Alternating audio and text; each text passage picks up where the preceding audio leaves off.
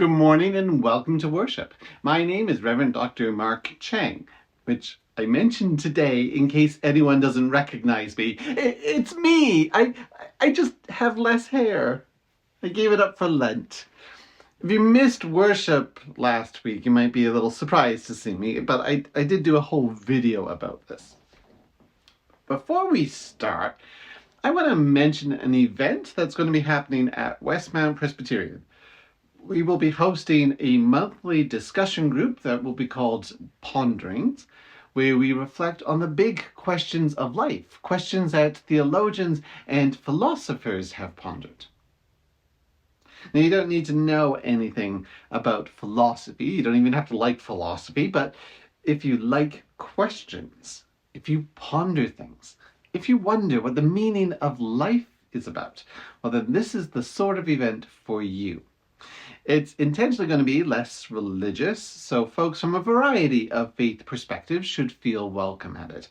Our first meeting will be on Friday, March 28th at 7 p.m. in person at Westmount Presbyterian. And the topic is violence and pain. Can suffering have meaning or purpose? I'm considering doing this same event online, maybe on the Sunday evening of that weekend.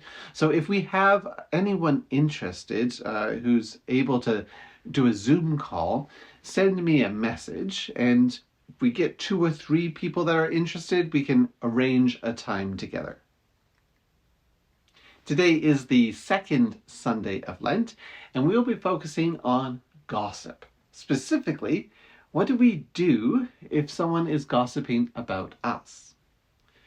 The English word gossip, by the way, comes from the Old English word sib, which means blood relative.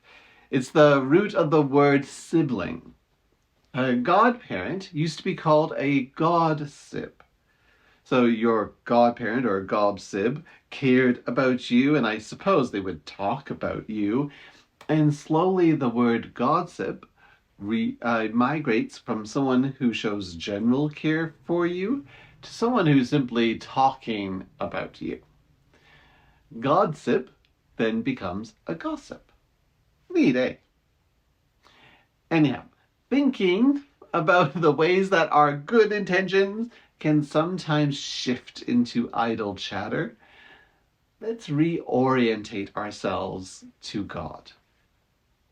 Today, we might have a few things to confess, but we do so knowing that our God is loving, forgiving, always welcoming and embracing, cares for us as a sib. Let's worship.